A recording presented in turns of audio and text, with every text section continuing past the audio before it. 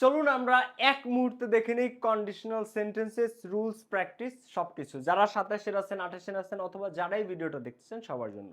তো এই conditional sentences জিনিসটা কি? জিনিসটা হচ্ছে কিছু শর্তমূলক বাক্য। যেমন আমরা বলি না যে, "যদি তুমি আসো তাহলে আমি যাবো।" আমার যাওয়ার ইচ্ছা আছে কিন্তু শর্ত কি? যদি তুমি আসো তোমাকে আসতে হবে। যদি বৃষ্টি হয় তাহলে আমরা ফুটবল খেলবো। ফুটবল খেলার ইচ্ছা আছে কিন্তু শর্ত কি? বৃষ্টি হতে হবে।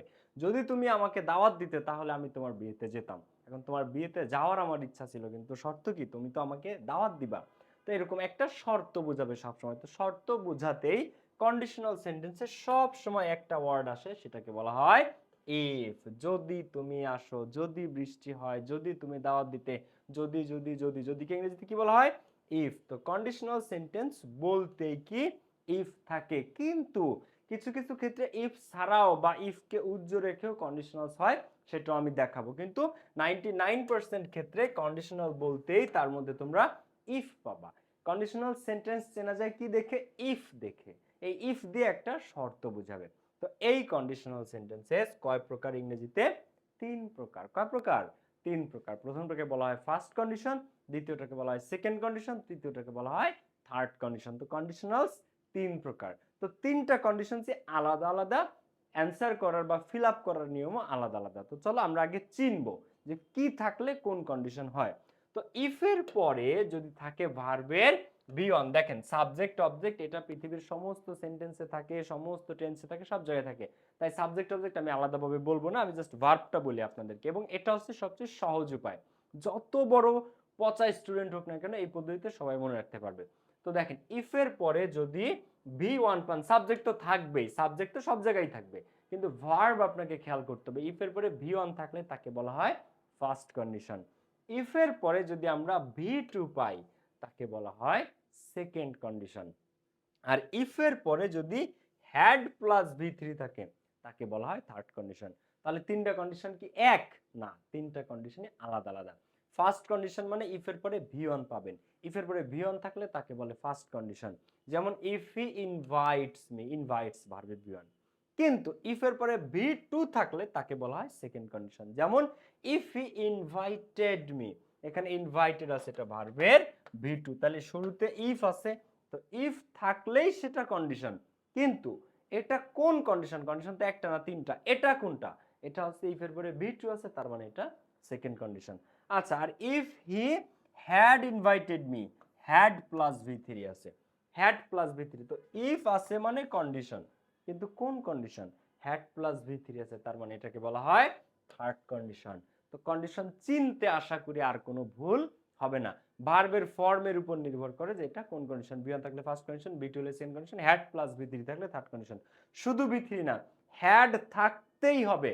থার্ড কন্ডিশন হতে হলে হ্যাড থাকতেই হবে অক্সিলারি ভার্ব। হ্যাড ছাড়া কিন্তু থার্ড কন্ডিশন হবে না। হ্যাড এবং ভি থ্রি মাস্ট, তাহলেই সেটা থার্ড কন্ডিশন। এইবার আসুন এটা কিভাবে আমরা ফিল আপ করবো। ফার্স্ট কন্ডিশন হলে কিভাবে ফিল আপ করতে হয়, সেকেন্ড কন্ডিশন, থার্ড কন্ডিশন কোনটা কিভাবে ফিল আপ করতে হয়, একদম পানির মতো সহজে বুঝবেন। দেখেন ইফ এর পরে ভি অন থাকলে তাকে বলে ফার্স্ট কন্ডিশন।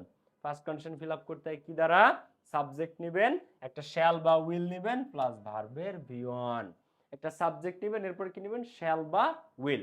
আপনার যেটা ভালো লাগে, শ্যাল উইল পৃথিবীতে সার্বজনীন ভাবে উইল বসে, আর আই আর উ এর পরে শুধু শ্যাল বসে। উইল পৃথিবীতে আপনি যে কোনো কিছুর পরে বসাইতে পারেন, কিন্তু আই আর উই এই দুইটা সাবজেক্টের পরে শ্যাল বসানো একটু মোর অ্যাপ্রোপ্রিয়েট আর কি। কিন্তু উইল দিলে আই উইলও হয়, উই উইলও হয়, কিন্তু আই শ্যাল বা উই শ্যাল একটু মোর অ্যাপ্রোপ্রিয়েট, দ্যাটস ইট। তো আপনি সাবজেক্টের পরে ফার্স্ট কন্ডিশনের ক্ষেত্রে ফিল আপ করতে হয় কি দ্বারা? সাবজেক্টের পরে শ্যাল বল প্লাস ভার্বের ভি ওয়ান। এইবার ইফ এর পরে ভি টু থাকলে তাকে বলে সেকেন্ড কন্ডিশন। ফিল আপ করতে হয় কি দ্বারা? সাবজেক্টের পরে উড কুড মাইট প্লাস ভার্বের ভি ওয়ান। এইখানে অনেক স্টুডেন্টরা একটা ভুল করে, শুড দিয়ে দেয়। কিন্তু আমি কি এখানে শুড লিখেছি? দেখেন তো এখানে কোনো শুড আছে? না, শুড হয় না। কন্ডিশনালসে শুডের কোনো ব্যবহার নাই। তো উড কুড মাইট এটাকে স্টুডেন্টরা ভাবে শুড, কিন্তু এটা কিন্তু শুড হবে না। সেকেন্ড কন্ডিশনে উড আছে, কুড আছে, মাইট আছে, আপনি যেটা ব্যবহার করতে মন চায় করেন। প্লাস ভার্বের ভিয়ন, এই উড কুড মাইট কি মোডাল, মোডালের পর এমনি ভার্বের ভিয়ন বসে। এই শ্যাল উইল কি মোডাল, মোডালের পর এমনি ভার্বের ভিয়ন বসে, কিন্তু শুড হবে না।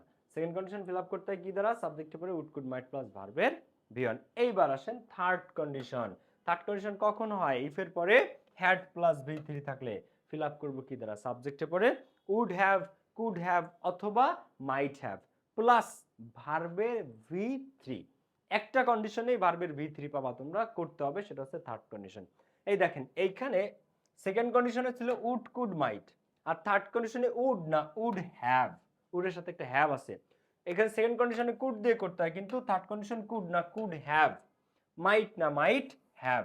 তো would have, could have, might have plus ভার্বের V3, প্লাস ভার্বের V3। তাহলে সেকেন্ড কন্ডিশন ফিল আপ করতে হয় কি দ্বারা? উড কুড মাইট প্লাস ভার্বের V1। Third condition fill up করতে হয় কি দ্বারা? Would have, could have, might have plus ভার্বের V3। Would have, could have, might have plus ভার্বের V3। তাহলে ফার্স্ট কন্ডিশন শ্যাল বা উইল প্লাস ভার্বের V1, second condition would could might plus ভার্বের V1, থার্ড কন্ডিশন সাবজেক্টের পরে would have, could have অথবা মাইট have plus ভার্বের V3। এটার মধ্যে আপনি যেটা নেন, would have, could have, might have আপনার ইচ্ছা, উড কুড মাইট আপনার ইচ্ছা, যেটা নেন যে কোনোটাকে ব্যবহার করা যায়। তাহলে চলুন আমরা একটু এটা প্র্যাকটিসটা দেখে ফেলি। তাহলে if he invites me, if এর পরে V1 আছে তাহলে এটা ফার্স্ট কন্ডিশন। অ্যান্সার করতে কি দিয়ে? সাবজেক্ট নিতে হবে, শ্যাল বা উইল নিতে হবে। তাহলে আমরা নিলাম শ্যাল। তাহলে ইফ হি ইনভাইটস মি, যদি সে আমাকে দাওয়াত দিত তাহলে I shall join the party, তাহলে আমি ওই পার্টিতে জয়েন করতাম। I shall join the party বা I will join the party, যদি সে আমাকে দাওয়াত করে তাহলে আমি সেখানে জয়েন করব। আচ্ছা, সেকেন্ড কন্ডিশন ইফ এর পরে V2 থাকবে। তো এখানে আছে ইফ হি ইনভাইটেড মানে V2, second condition fill up করতে হয় কি দ্বারা? সাবজেক্টের পরে উড কুড মাইট প্লাস ভার্বের V1। তাহলে ইফ হি ইনভাইটেড মি, তাহলে আই নিলাম, এবার উড কুড মাইট শুড না কিন্তু, তাহলে I would join the party, I would join the party, যদি সে আমাকে দাওয়াত দিত তাহলে আমি পার্টিতে জয়েন করতাম, I would join the party. আচ্ছা, থার্ড কন্ডিশন ইফ এর পরে হ্যাড প্লাস V3 হতে হবে। এখন এখানে সেকেন্ড কন্ডিশন একটা জিনিস খেয়াল করেন, এখানে উডও দিতে পারেন আপনি, কুডও দিতে পারেন, মাইটও দিতে পারেন, যেটা ইচ্ছা দিবেন প্লাস ভার্বের V1। থার্ড কন্ডিশন কখন হয় বলেন? হ্যাড প্লাস V3 থাকলে। তাহলে আমরা থার্ডে চলে আসি, if he had invited me, if he had invited me, যদি সে আমাকে দাওয়াত দিত, তাহলে ফিল আপ করতে হয় কি দ্বারা? সাবজেক্টে পড়ে উড হ্যাভ, কুড হ্যাভ অথবা মাইট হ্যাভ প্লাস ভার্বের V3। তাহলে আই কুড হ্যাভ, তো আপনি যেটা দেন would have, could have, might have, যেটা মনে হচ্ছে দিতে পারেন। If he had invited me I could have, এইবার V3 জয়েন নাকি joined? Joined the party. Clear? দেখেন তাহলে if he had invited me I could have joined the party, I could have joined the party. Clear? এই হচ্ছে বিষয়টা। তো first condition, second condition এবং third condition. তাহলে এই জিনিসটা একটু প্রত্যেককে মনে রাখতে হবে যে V1 থাকলে ফার্স্ট কন্ডিশন ফিল আপ করতে হয় শ্যাল বা উইল প্লাস ভার্ব V1 দিয়ে, V2 থাকলে সেকেন্ড কন্ডিশন ইফ এর পরে চিনবেন ইফ দেখে। চেনা যাবে কি দেখে? চেনা যাবে ইফ দেখে। কিন্তু কন্ডিশন হচ্ছে তিনটা, তো ইফ থাকলে সেটা কোনটা? V1, V2 না হ্যাড প্লাস V3? সেইভাবে ফার্স্ট, সেকেন্ড, থার্ড কন্ডিশন দেখে আমাদেরকে ফিল আপ করতে হবে এই নিয়মে।